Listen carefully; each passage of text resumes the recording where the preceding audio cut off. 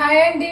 Time ఇప్పుడు 2 కావస్తా ఉంది. ఈరోజు కుకింగ్ చాలా లేట్ అయిపోయింది. ఎందుకంటే ఈరోజు రిలయన్స్ మార్ట్కి వెళ్ళాను. కొంచెం షాపింగ్ చేయాల్సి ఉండింది, గ్రోసరీ అవి. సో అవి షాపింగ్ చేసుకొని బయట వచ్చిన తర్వాత చూస్తే ఫుల్ వర్షం కురుస్తూ ఉంది. ఇంకా వర్షాన్ని చూస్తే కపిల్ తీర్థం వరకు వెళ్ళేసి వద్దామని అనిపించింది. అందుకే అక్కడ వెళ్ళి వచ్చేసరికి ఈ టైం అయింది. ఇంకా కుకింగ్ సింపుల్గా చేసేద్దామని చెప్పేసి ఇంట్లో ఇది సిరియాకు నుండి దాన్ని బాగా కట్ చేసుకునేసి వాష్ చేసుకునేసాను. ఆ తర్వాత దీంట్లోకి నేను పెసరపప్పు తీసుకుంటున్నాను. పెసరపప్పుతో ఒకే కూరలాగా చేసేద్దాం అనుకుంటున్నా. అంటే ముందు మీకు ఒక టిప్ చూపిస్తాను చూడండి. దీని యొక్క ఈ స్పౌట్ యొక్క క్యాప్ అయితే దారిపోయిందండి నా దగ్గర.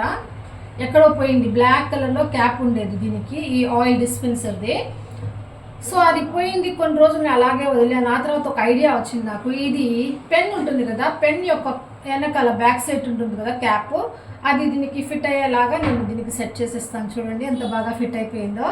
ఈ టిప్ నచ్చిందా అండి మీకు? కొంతమంది అయితే అట్లే అడ్జస్ట్ అయిపోతారు, ఏం పోదులే డస్ట్ అని చెప్పేసి. కొంతమంది అయితే దానికి కూడా చాలా కాన్షియస్గా ఉంటారు, డస్ట్ ఏమైనా పోతుందేమో, చీమలు ఏమైనా పోతాయేమో అని చెప్పేసి. సో అందుకే నేను ఈ ఐడియా అయితే చేశాను.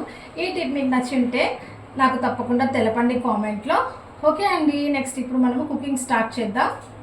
చూడండి బాగా ఫిట్ అయిపోయింది కదా. ఇప్పుడు నేనేం చేస్తున్నానంటే స్టవ్ వెలిగించుకునేసి ఒక నాన్ స్టిక్ కడాయి పెట్టుకున్నాను. ఇందులోకి ఆయిల్ కొద్దిగా వేసుకుంటున్నాను. ఇది చాలా సింపుల్గా అయిపోతుంది. చూడండి, మీకు టైం చాలా తక్కువ ఉంది అనుకున్నప్పుడు మీరు ఇలాంటి కర్రీస్ అయితే ట్రై చేసేసేయండి. కొంచెం జస్ట్ ఒక హాఫ్ ఆనియన్ మాత్రం తీసుకుంటున్నాను నేను. మీకు ఆనియన్ ఎక్కువ ఇష్టం అనుకుంటే, కర్రీ ఎక్కువ కావాలంటే ఇంకా ఆనియన్ కట్ చేసుకోండి. నాకు కొంచెం చాలా ఇద్దరికి కోసమే కాబట్టి నేను హాఫ్ ఆనియన్ అయితే తీసుకున్నాను. దాన్ని ఇక్కడ ఇందులో వేసేసి నేను ఫ్రై చేసుకుంటున్నాను. ఇప్పుడు ఒక పేస్ట్ అయితే చేసుకున్నాను నేను. యాక్చువల్లీ అల్లం వెల్లుల్లి పేస్ట్ ఉంటే అది యూజ్ చేసేదాన్ని, బట్ ఈరోజు అల్లం వెల్లుల్లి పేస్ట్ అయితే అవుట్ ఆఫ్ స్టాక్, నాకు వీకెండ్ కదా అందుకనేసి. సో నేను ఏం చేశానంటే ఇన్స్టెంట్ కోసము దీంట్లోనే కొంచెం అల్లము, కొంచెం వెల్లుల్లి, కొంచెం కొబ్బరి, ఎండు కొబ్బరి, ఒక టొమాటో వేసుకునేసి ఇలా పేస్ట్ చేసుకునేసాను. ఈ పేస్ట్ అయితే ఇందులో నేను యూజ్ చేస్తాను. ఎప్పుడైనా మీకు అల్లం వెల్లుల్లి పేస్ట్ ఇంట్లో అయిపోతే ఈ ఐడియా చేసేసేయండి. మసాలా ఏదైతే మీరు పేస్ట్ చేస్తారో ఆ మసాలాలోనే కొద్దిగా అల్లం వెల్లుల్లి వేస్తే మీకు అల్లం వెల్లుల్లి ఫ్లేవర్ కూడా వచ్చేస్తుంది. ఏ కర్రీలో అయినా సరే అల్లం వెల్లుల్లి పేస్ట్ వేసి చేస్తే కొంచెం బాగా టేస్టీగా ఉంటుందన్నమాట. అది అలవాటు అయిపోయింది నాకు. ఆనియన్స్ కొంచెం ఫ్రై అయినాక కొంచెం ఎక్కువ క్వాంటిటీలోనే నేను పెసరపప్పు తీసుకుంటున్నాను. కలుపుకోవడానికి కూడా అది దాల్ లాగా యూజ్ అవ్వాలని చెప్పేసి.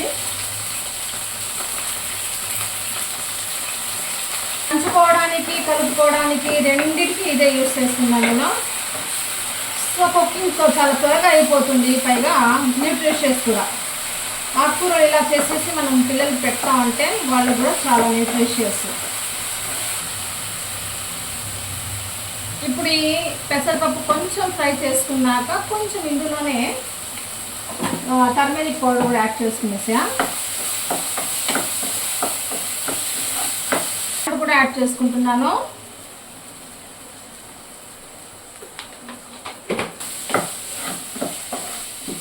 నా కుకింగ్ చూసిన వాళ్ళంతా తప్పకుండా ఫీడ్బ్యాక్ అయితే ఇవ్వండి, ఎలా ఉందో, ఇంకా ఏమైనా చేంజెస్ చేసుకోవాలో.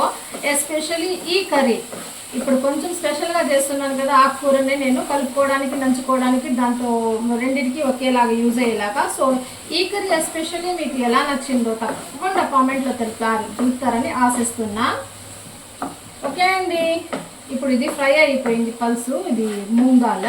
ఇందులో ఇప్పుడు నేను పేస్ట్ చేసి పెట్టుకున్నానని చెప్పినాను కదా, టొమాటో, కొబ్బరి అండ్ అల్లం వెల్లుల్లి పేస్ట్, అది కూడా వేసేస్తున్నా.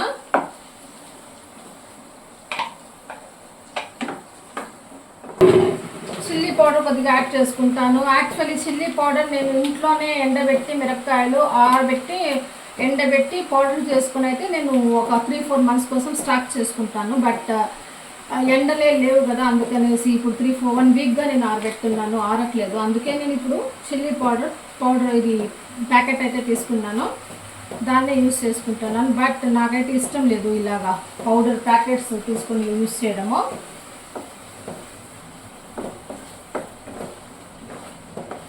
ఇందులోనే కొద్దిగా ధనియాల పౌడర్ కూడా వేసుకుంటాను, కొరియాండర్ పౌడర్. ఈ కొరియాండర్ పౌడర్ కూడా నేను ఇంట్లోనే ఆడిస్తాను. ధనియాలు తెచ్చుకునేసి మిల్క్ పంపించేస్తే కొరియాండర్ పౌడర్ అయితే మనకి రెడీ అయిపోతుంది. ఆ ప్యాకెట్స్ పౌడర్ కంటే కూడా ఇది చాలా టేస్టీగా ఉంటుంది. అదైతే బరగ్గా ఉంటుంది, టేస్ట్లెస్గా ఉంటుంది. ఇది ఒకసారి ట్రై చేయండి. మీరు ఇంట్లో ఆడిచిన ధనియాల పౌడర్ అయితే సూపర్ టేస్టీగా ఉంటుంది. చూసారా, ఈ పెసరపప్పు అయితే బాగా కుక్ అయిపోయింది. చిల్లీ పౌడర్ యొక్క కొంచెం పచ్చదనం పోయినాక మనం కట్ చేసి పెట్టుకున్న సిరాకనంతా ఇందులో వేసేస్తున్నా.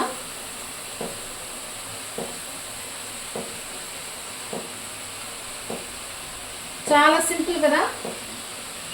ఇంతే, ఇంకా కలిపేసి కొంచెం వాటర్ తగినంత యాడ్ చేసేసి అది బాగా మగ్గిపోయే వరకు మనం కవర్ చేసి పెట్టేసేయాలి. అప్పుడప్పుడు మధ్యలో మనం దాన్ని కలుపుతూ ఉండాలి మాడిపోకుండా. అంతే అండి, సింపుల్ యమీ లీఫీ వెజిటబుల్ అయితే మనకు రెడీ అయిపోతుంది.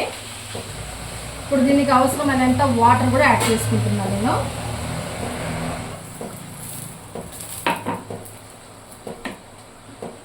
ఇంకా సాల్ట్, చిల్లీ పౌడర్ చెక్ చేసుకుంటాను నేను. కరెక్ట్గా ఉందండి. ఒకసారి చూడండి ఎంత టెంప్టింగ్గా కనిపిస్తూ ఉందో ఈ లీఫీ వెజిటేబుల్.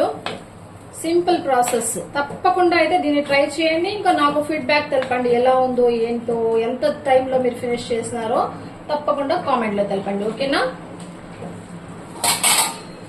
ఇంకా దీన్ని నేను కవర్ చేసి పెట్టేస్తాను. 10 minutes లోపు రెడీ అయిపోతుంది. ఇప్పుడు చూద్దాం, కరెక్ట్గా 15 minutes అయింది. 15 minutes లో కల్లా మన ఆకుకూర పప్పు అయితే రెడీ అయిపోయింది. యమీగా ఇప్పుడే తినేయాలనిపిస్తుంది నాకైతే. చూస్తున్నారా, సింపుల్ ప్రాసెస్ కదా. టేస్ట్ అయితే అద్దరిపోతుంది. ఒకసారి అయితే తప్పకుండా ట్రై చేయండి. సింపులే కదా, కష్టమేం కాదు. ఇంకాసేపట్లో రైస్ కూడా రెడీ అయిపోతుంది. వేడి వేడి అన్నంలోకి ఈ చాలా టేస్టీ ఆకుకూర పప్పు వేసుకునేసి కొంచెం నెయ్యి వేసుకునేసి తినేస్తే అద్దరిపోతుంది టేస్ట్. నచ్చిందా అండి మీకు? తప్పకుండా లైక్ ఇస్తారు కదా. ఇంకా నా ఛానల్ని సబ్స్క్రైబ్ కూడా చేసుకోండి. Please support me. Thanks for watching. Bye.